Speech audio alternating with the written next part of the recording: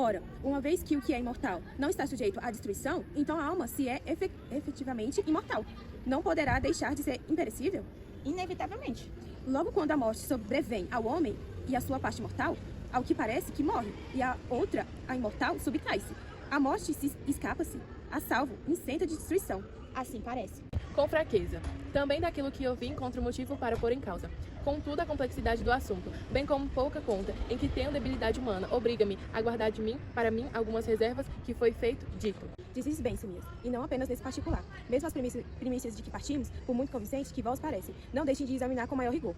Desde que as análises, como devem ser, podereis então, sendo julgo, acompanhar o argumento até onde for humanamente possível. E, se este se tornar possível, por si mesmo, claro, não tendes que ir muito mais além. Diz é exato. Porém, meus caros, eis outro aspecto que convirá ponderar.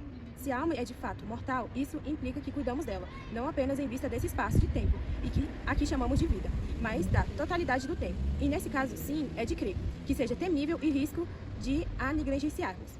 Se com efeito a morte fosse a libertação de tudo, que belo, achamos não seria para os maus. Quando morrem, verem-se a um tempo livre do corpo e da sua própria maldade, juntamente com a alma. Desde o momento, porém, que se nos revela imortal, nenhum outro escape ou salvação dos males que lhe resta, que não seja adquirir no mais alto grau possível, virtude e negligência. De fato, a alma nada mais leva consigo para Hades, a não ser a sua formação e cultura, e são estas que, segundo se diz, mais jogaram contra ou a favor daquele que morre. Desde a primeira hora em que inicia a sua viagem para o além. Assim reza, com efeito, a tradição.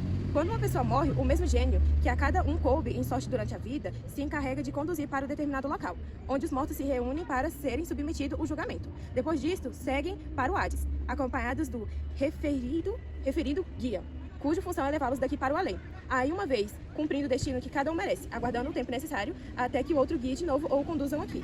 No decorrer de numerosas e prolongadas não é?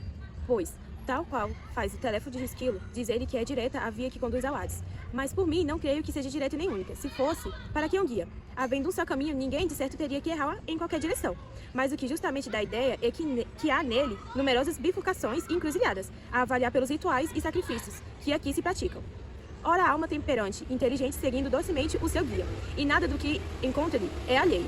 Pelo contrário, aquele que está preso ao desejo do corpo, como antes disse, sente ainda por longo tempo ânsia dele e da região do visível. E é no meio da resistência constante, de sofrimentos inúmeros, que avançam, arrastada a custo e à força pelo gênio, que a tem a seu cargo. E chegando lá, aonde se encontra a restante almas, esse que vem maculada aos actos impuros, que tenham, por exemplo, cometido homicídios injustificáveis e outros crimes, que tais gêmeos desse e obras de alma igualmente gêmeas, desses todos fogem, todos lhe voltam costa e a quem aceite ser companheiro ou guia de viagem. Entregue a si mesmo, ali ficam errando na mais completa indigência, até que determinados tempos se cumpram, decorrido aos quais é compelida e morada que lhe compete. Quanto à alma, que até o fim foi pura e temperante, essa encontra por companheiros e guias os deuses. Após o que irá habitar, em cada caso, a região que lhe é própria, porque há, de fato, na Terra, inúmeras e admiráveis regiões, e a sua real natureza é extensão. Então, longe de imaginá-las, que aquele habitualmente discorre sobre essas matérias, segundo alguém me faz crer. Como assim, Sócrates? Confesso que tenho ouvido já bastantes versões sobre a Terra, mas nenhuma certamente essa que acreditas. Terias, pois gosto de ouvi-la. Mas, de certo, não pense que seja necessário a ciência e um glauco para te expor. Demonstrasse a sua vericidade, isso sim, julgo bem que transcende a ciência de um glauco. E talvez, por mim, não estivesse sequer à altura de o fazer. Mas mesmo que assim não fosse, o tempo que me resta de vida não chegaria para esgotar o assunto em toda a sua extensão. Tudo, essa ideia que tenho da natureza da Terra, é das suas regiões, nada me impede de revê-la. E como basta? Pois bem, creio antes de que, mas a Terra está no centro do céu, e é esférica. Não tem necessidade alguma de ar para não cair, ou de qualquer outra pressa analógica. Bastam para o manter a equidistância no céu em todos seus pontos, bem como o equilíbrio da própria Terra, porque um corpo em equilíbrio, colocando no centro de equidistância, não tem que pender mais ou menos para qualquer ponto, antes se conserva na mesma posição, sem jamais se inclinar. Eis, pois, a minha primeira convicção a esse respeito. Nós que habitamos essas cavidades estamos longe de suspeita de julgamentos. Pelo contrário, viver em cima da superfície da Terra é exatamente como alguém a meia profundidade do mar. Julgar-se habitar a sua superfície ao a visitar o Sol, a Lua, os restantemente astros através da água, confundir-se o céu com o mar e que as suas lentidão de movimento da sua debilidade jamais lhe haviam permitido chegar em superfície das águas, deitando a cabeça de fora para bandas de cá, avaliar quando a nossa região, de facto, mais pura e bela que a dos seus admentos. Claro que ninguém vira a tal aspecto para lhe contar, ora, és que nem sei mais, nem menos. Nosso caso, instalados numa qualquer cavidade da Terra, imagina viver em sua superfície, chamamos o céu, o ar, convictos de que através deste céu que astros movem. Do mesmo modo, da nossa debilidade, da nossa lentidão de movimento nos impedem percorrer o ar até o seu extremo limite, porque se alguém houvesse capaz de atingir o cimo ou adquirindo asas voar até lá, lançadas da cabeça de fora para ver, tal como os peixes que soltam das águas para espreitar o que cá se passa. Então, sim, vier como seus olhos as coisas de além.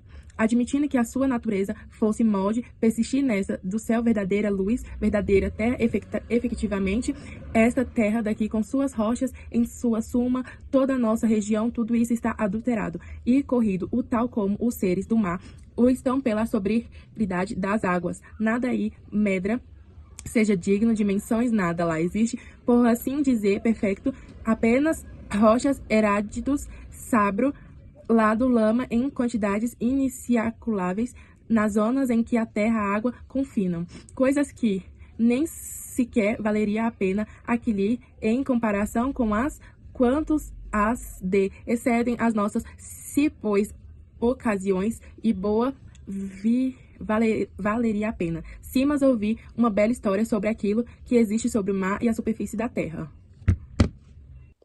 Mas de certo, Sócrates, por essa parte teremos todo o interesse em ouvir essa tua história. Aí tens, pois, meu caro, o que se conta. Antes de mais, a imagem da Terra vista de cima é idêntica a essas esferas de 12 peças de pele, toda ela variegada com cores bem distintas em cada uma das partes, de que essas nossas, e em particular as que os pintores utilizam, são, por assim dizer, amostras. Toda a Terra é ali de fato constituída por cores como estas, mas de longe ainda mais luminosas e puras do que elas. Aqui é uma púrpura de inigualável beleza, além uma cor de ouro, acolá, um branco mais branco do que giz ou neve, e o mesmo se diga das restantes cores que a compõem, superiores ainda mais em variedades e brilho a todas quantas vemos aqui. Cheias como estão de água e de ar, dão a aparência de cor ao brilharem no meio da variedade dos restantes matizes, de modo que a Terra toma a configuração de um todo contínuo e multicolor. Ora, este grau de excelência da verdadeira Terra reflete-se proporcionalmente nos seres que lá medram, árvores, flores e frutas, e bem assim nas montanhas e rochas, cuja lissura, diafanidade e beleza de tom são, no mesmo grau, superiores. Deles justamente nos vêm esses fragmentos dessas pequenas pedras preciosas que por aqui existem, cornalinas, jaspes, esmeraldas e assim por diante. Ali, porém, nenhuma há que não seja desta natureza e mais bela ainda. À sua superfície há também muitos outros seres vivos, entre os quais homens. Uns habitam nos continentes, outros ao redor do ar, como nós, aqui ao redor do mar. Outros ainda em ilhas, que o ar circunda, junto à costa. Numa palavra, o que para nós é água e o mar, e o uso deles fazemos, é para eles o ar, e o que para nós representa o ar é para eles o éter. As estações têm, por outro lado, amenidade tal que vivem insetos de doenças e durante muito mais tempo do que nós. Ainda no que respeita à pureza de vista, audição, inteligência e todas as demais faculdades desse tipo. A distância que nos separa deles é a mesma que vai da água ao ar, ou deste ao éter. Não faltam também bosques e templos divinos, onde os deuses habitam de verdade, tornando-se presentes a eles através de vozes proféticas, oráculos e outras manifestações. E tipos idênticos de comunicação se produzem dos homens para os deuses. Enfim, o sol, a lua e os restantes astros são ali vistos tais quanto são. E a isso se juntam outras formas correlativas de bem-aventurança. E a razão é que lá as rochas são puras, não estão corroídas e nem adulteradas como as nossas, pela putrefacção e pela salubridade dos elementos que para aqui confluem e que sujeitam, quer rochas, quer terras, quer animais e plantas, as deformidades e doenças. Não assim na verdadeira terra, onde todas elas, e ainda o ouro e a prata e os outros materiais desse tipo, formam o seu adereço. É que tudo isso é ali plenamente visível e em tal tamanho e abundância por toda a parte, que vê-la constituir já de si um espetáculo de bem-aventurados.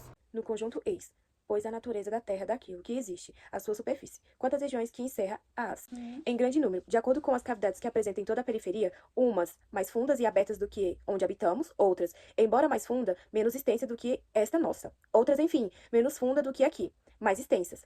Todas essas regiões comunicam entre si por toda parte no interior da terra através de canais, ora mais estreitos, ora mais largos, das extremidades deles. A água passa em grandes jactos de uma região para as outras, como se ele lançasse mais baixos, formando rios subterrâneos de extensão incalculável, cujo águas quentes ou frias estão em contínuo fluxo. Por aí também passam jatos de fogo, que formam extensos rios de fogo, e torrentes inúmeras de lama líquida, ora mais leve, ora mais compacta, idênticas aos rios de lama que correm na Sicília, precedendo a torrente de lava propriamente dita. Ora, essas regiões da Terra são sucessivamente inundadas por este rio, consoante os cursos de água que se formam em cada uma delas. Todos eles se movem, de resto, para cima e para baixo, por efeito de uma espécie de corrente oscilatória que existe no interior da Terra, corrente essa cujo causa natural é a mais ou menos a que vou expor. Entre os abismos da Terra há justamente o maior que atravessa de ponta a ponta, e a ele que Homero se refere quando diz: longe, muito longe, lá de onde o abismo mais fundo da Terra.